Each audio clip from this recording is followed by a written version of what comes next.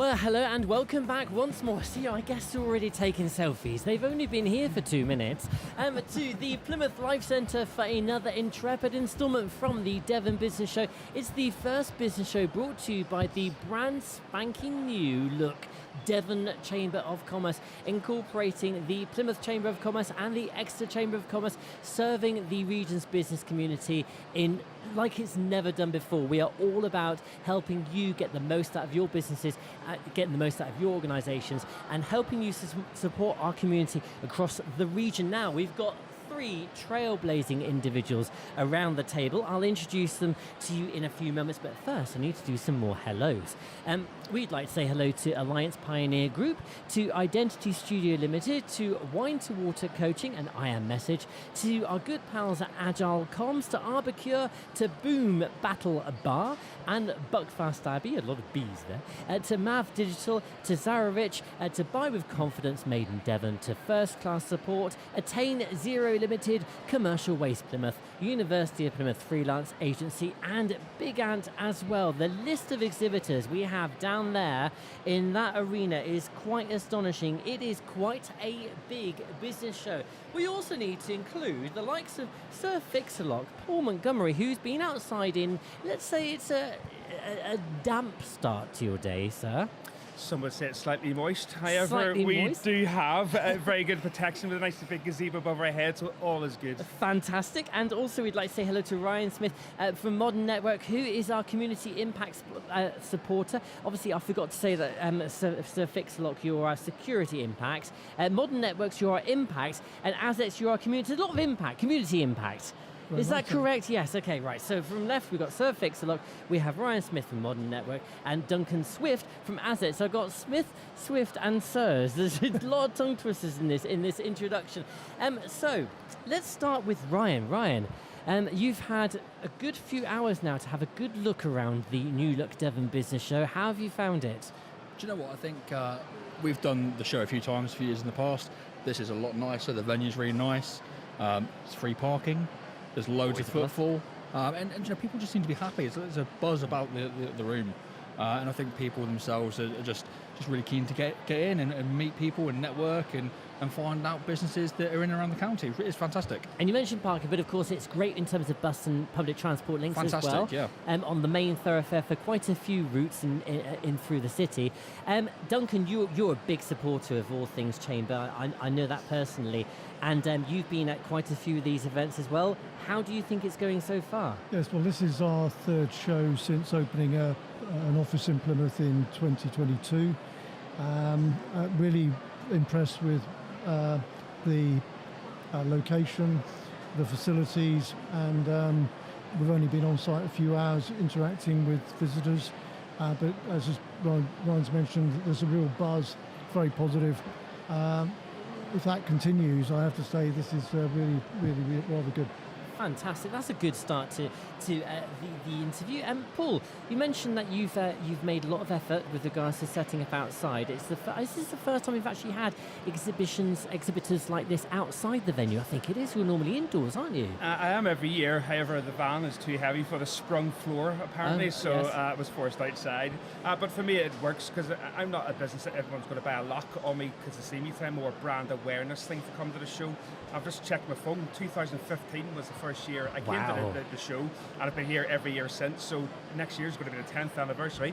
But yeah, so I'm a very brand awareness thing, and to be outside the door as everyone walking past actually works better for me, really, being honest. And you mentioned brand awareness. That's probably a key thing, a key aim for all organisations that come to events like this. Things are very much within the digital landscape. We have AI, we've got new ways of connecting and approaching and selling things, yet business shows, they still reign supreme, don't they? Well, you can't sell business on the back of a card. You've got to have a relationship with people, and it's a building relationship that actually builds businesses and gives people that confidence in it. So if you're not exhibiting on a show and having your brand everywhere, then you're not really selling as well as what you should be. You should have that impact both digitally, which is quite important, but have that face-to-face conversations with real people. Ryan, do you agree? What do you do at Modern Networks, and how does the presence at shows like this fit into your marketing strategy? Yeah, do you know what? It's really interesting because we're IT, we're a managed service provider, and there's loads of buzz about AI and Copilot and all that sort of stuff at the moment, which is really pushing businesses into a new dimension. However, I completely agree with both of you. Business shows still create loads of activity, create loads of networking, that relationship building piece.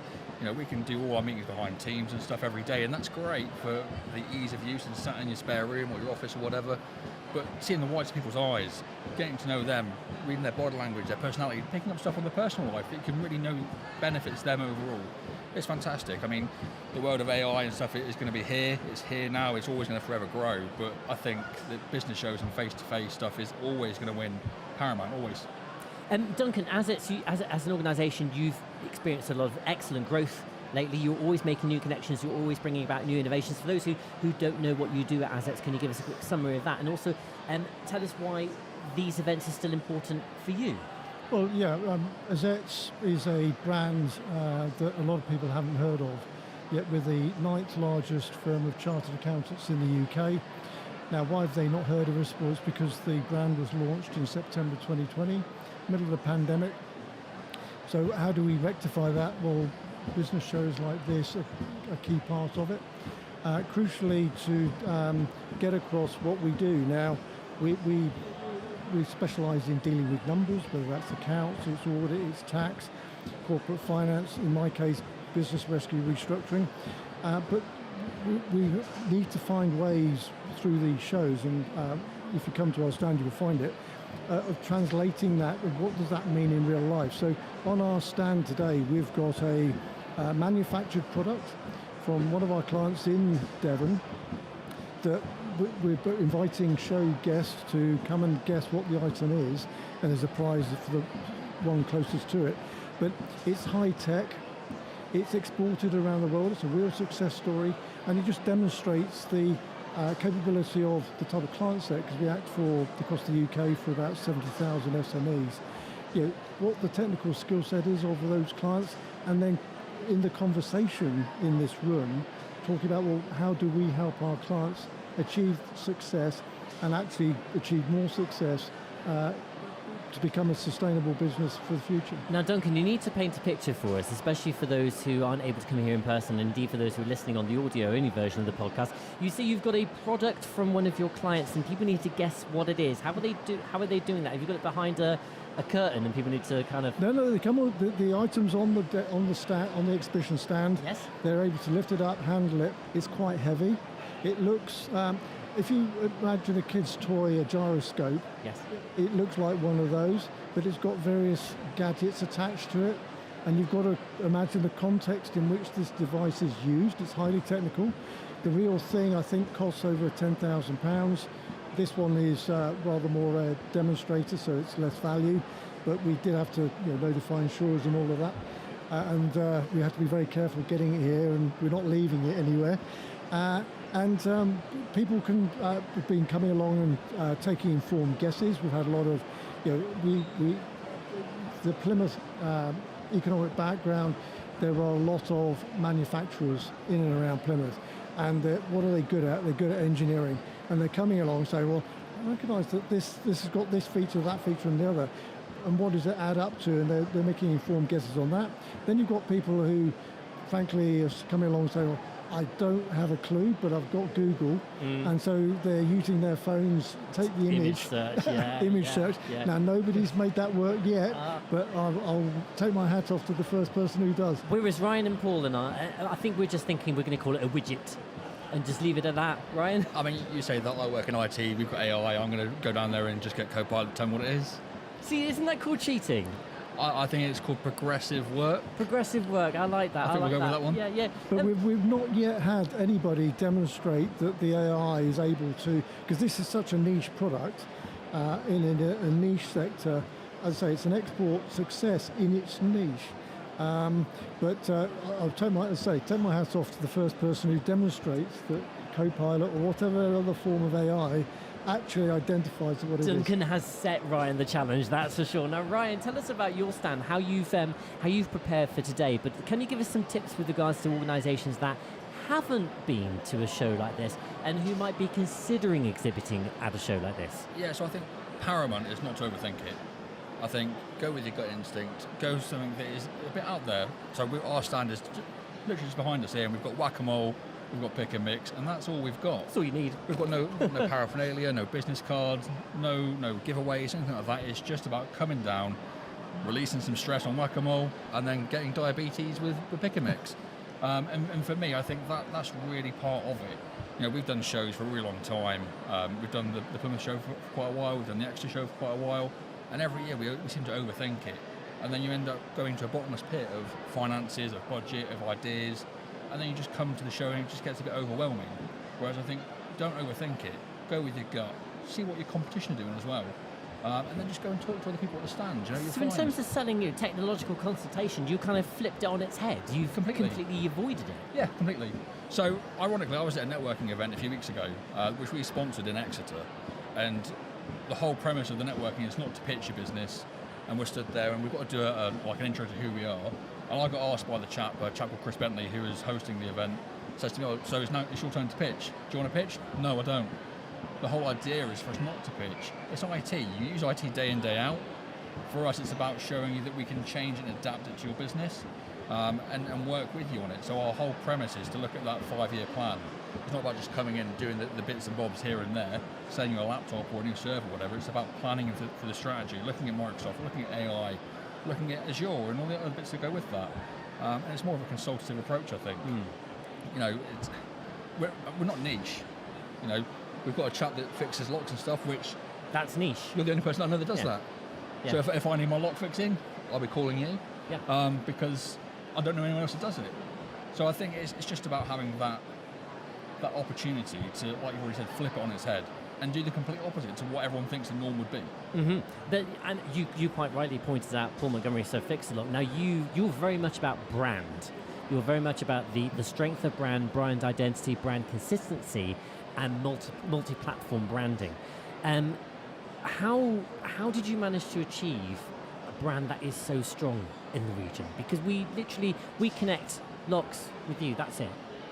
I think it was an accident because I left the military to start the business and I didn't know what brand was. I didn't know I was good at branding until multiple people told me I was good at branding. And I had to ask each time, what do you mean? And literally, it probably came naturally to me.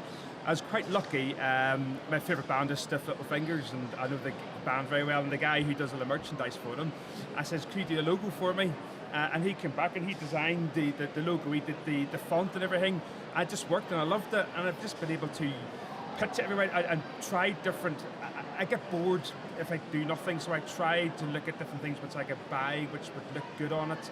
My business cards cost me about £1,000, which is ridiculous, but they're foiled, they're really unique, you know, and I like playing with stuff and see what you can do with brands and investing in it, and I think, and I've just said the word investing, I'm not losing money. Whenever you buy something, you brand something, you're investing your money because you're making it multiply. So when you do these different things, and actually I enjoy, and now I understand branding and how it works, I think the best way to do it is just get it out there and try different things, be different, be bold, and take those decisions, and do not go cheap. Yeah, it's also really, in Paul's case, you know, it works because Paul is highly personable, very passionate, and you can see he's literally living the brand in the uniform he's got on today, which you might not be able to see for listeners just on audio. But you know, it's a uniform that is consistent with every other branding message that Sir Fix-A-Lot is giving out. Yeah, absolutely. But you two gentlemen, you work within, I mean, I don't know if this is genuinely the case, but I'd like to say you work in more competitive landscapes. So your branding has to kind of nudge the others rather than being niche like Paul's. Yeah, I think again, the key thing is that there are IT companies that drop off all over the place, you know, up and down the country, and IT can be such a dull subject without me really slamming it too much. So for us, it's about being different and not just regurgitating the same sort of stuff that Microsoft pump out in Dell and HP and whoever else you might see, Tesla and whatever. It's about us being different, still keeping on trend and still making sure that our clients are put first, and we're really striving and trailblazing forward in the industry. But it's about being able to strip it back and go, well, our competitor is doing that. That's really good, but we want to do something completely different that doesn't associate us with IT at all to a certain extent, because then when we talk about IT, it's just a normal conversation. It's not about, well, I'm going to bore you to death with a PowerPoint slide about 365. It's about really talking about how we can strategize your business and show you that it's where it is now to where it can be in 5-10 years' time. And the technology will do that at the same time. How does this sit, Duncan, within the financial services industry in its wider form? Well, in the financial services industry, yes, I mean, I mentioned it with the fastest growing top 10 accountancy firm in the UK. And funny enough, Plymouth office, which is our first grow your own office rather than an acquisition, is the fastest growing office of the fastest growing firm in the UK. And just pause there while Stuart Elfin makes one of his. That is Stuart I can hear in the background, isn't it? Yeah, because he's not been here in vision. He has to make sure he's interrupting us by voice. I mean, I'll have my competition and say, if you can write in or send us writing. What era am I from? If you could send us an email or a tweet or something, say what Stuart's saying in the background, we'll give you a magnificent prize. I was privy earlier to see him doing the opening welcome outside the front in the reception area, and dare I say the overlording of Wizard of Oz complex came into him massively. I can imagine. Duncan, continue. Thank you. thank you, Rich. Just in the world of chartered accountancy and financial advice, it is highly competitive. So what is the Azets difference? Well, it's twofold. One is we've got a network of 90 offices in the UK. And what do they provide? Well, they provide a meeting facility, a bit like the conversation we're having here, with clients or prospective clients. The other is, as Ryan's mentioned, we make a difference because we underpin it with technology. So no other top 10 accountancy firm provides a 24/7 control panel to its SME clients at an affordable cost, where a business owner, if they want to call off a balance sheet or profit and loss account or key business information, they can press a button and they get it. They only interact because our systems interact with their systems, and we've got all of this lot going on in the background at relatively low cost. So if they want then interpretation of what the number's telling them, they then might ask the partner or the manager and the client engagement team to help them with the answers. If they want some benchmarking, we've got 70,000 SME clients. We can benchmark until the cows come home and tell them where they are on their performance indicators, and are they in the top quartile, are they somewhere about average, what do they need to turn in terms of their business performance to really make a difference. Fantastic. So, gentlemen, to close, I want to ask you why somebody should come and visit a business show and what you want to achieve from the rest of your day here. Okay, I'm going to start with Paul because he's never short for a few words. Why should you come here? Well, it is the biggest business show in the county. It's great fun. There's lots of great people here. There's lots of great stalls you got to see. If you're missing pens, there's multiple amount of pens that you can last you for a couple of years. And sweets. I mean, look at the sweets down there. If you like sweeties, you got to come to this show, and you're going to see some really amazing people. It's the place to be. If you're a business, you've got to come. You've got to connect. 'Cause even if you're not trying to look for something, you're going to connect with other people for your own business. It's a place to have those conversations. And if you're not here, you're not in it. Fantastic. Ryan? I mean, how do you follow that? With more sweets. With more which sweets. you've got on your stand. We've definitely got sweets on our stand. I think, like Paul said, it's about coming in, it's about connecting with people, it's about growing your brand. Like, brand awareness is massive. Connecting with people is absolutely huge, because business does get done here. Whether you've got a stand or you're just coming to have a little walk around, getting out of the rain, come in, come and say hello. No one bites unless you want us to. We're here to help. And I think for me, what do I want to get out of it is just to connect with more people. Sales is sales at the end of the day, and whichever way you look at it, you want to make sure that you're growing that connection. Whether it's I'm going to sell to you and I'm going to connect with you, or maybe I know somebody that can't get into their house or they've broken their car. I can connect to different people, and for me, that's the biggest thing I can take away is about that connection, that growth. Absolutely. Duncan? I'd add the showcasing. We've got a significant number of our now 40 odd team in Plymouth out on the stand. And what are they doing? They're having conversations with positive, like-minded businesses who want to talk about what they do just as much as we want to talk about what we do. And in this room, you have got national, some international leading firms in their fields. It doesn't matter what field that is, but they are leading. And they are buzzing with ideas, how to do things differently, how to become more efficient. And you can sense the lessons that are being learnt, not just of the people attending the show, but the exhibitors as well. We find out things from those who visit our stand asking, well, how is it you're doing it this way rather than that? And in the explanation lies the solution. Very, very well said. Thank you very much, the three of you, Thank for you. joining us.